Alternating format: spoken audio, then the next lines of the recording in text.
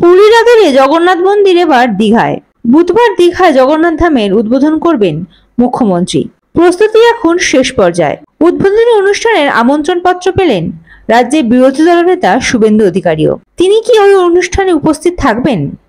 এই নিয়ে হিডকোর vice chairman রাজ্যের প্রাক্তন মুখ্য সচিব হরেকৃষ্ণ দ্বিবেদীর কাছে বেশ কয়েকটি প্রশ্ন রেখেছেন রাজ্যের বিরোধী দলনেতা। জানিয়েছেন সদুত্তর পেলে সানন্দে উদ্বোধনী অনুষ্ঠানে যোগ দেবেন। অক্ষয় তৃতীয়া পালনের অধিকার সবার আছে। কাঁথি থেকে দীঘার কালচারাল সেন্টার 32 কিলোমিটার দূরে। তা ওখানে সরকারি ব্যবস্থায় উনি কালচারাল সেন্টার, সাংস্কৃতিক কেন্দ্র করবেন, একটা ভাস্কর্য। ওটা তো মন্দির নয়। আমাকে নিমন্ত্রণটা পাঠিয়েছে রাজ্য সরকারের পক্ষে হিডকোর ভাইস চেয়ারম্যান হরিকৃষ্ণ দ্বিবেদী, এর একটা ডাকাত, এ পাঠিয়েছে আমাকে নিমন্ত্রণ পত্র। এই যে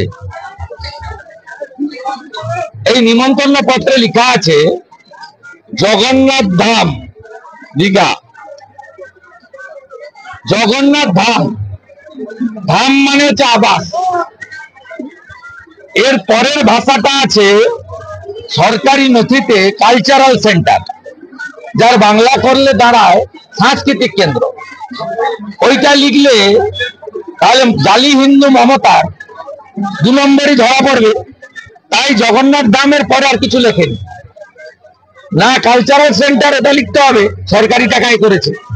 মন্দির লিখলে সরকারি টাকা খরচ করা যাবে না, তাই শুধু জগন্নাথ ধাম লিখে ছেড়ে দিয়েছে। চিটিংবাজি মমতা ব্যানার্জি রন্ধ্রে রং, পায়ের নখ থেকে মাথার চুল, চিটিংবাজি আর মিথ্যা তথ্য। আমি হরিকৃষ্ণ দ্বিবেদীকে চিঠি পাঠাচ্ছি সোশ্যাল মিডিয়ায় ট্যাগ করে, যে আপনি যদি বাপের বেটা হন, আপনি যদি আইএস হন, আপনি আমাকে জগন্নাথ ধাম মন্দির বলে লিখে একটা ইনভাইটেশন পাঠান। আমি হিন্দুর ছেলে, মন্দির উদ্বোধনে ডাকলে আমি ভেবে দেখবো। আগে মন্দির লিখে পাঠান। মন্দির যদি লিখতে না পারেন, আপনার এই চিটিংবাজি ব্যবসাতে প্রকৃত হিন্দু হিসেবে আমি নেই।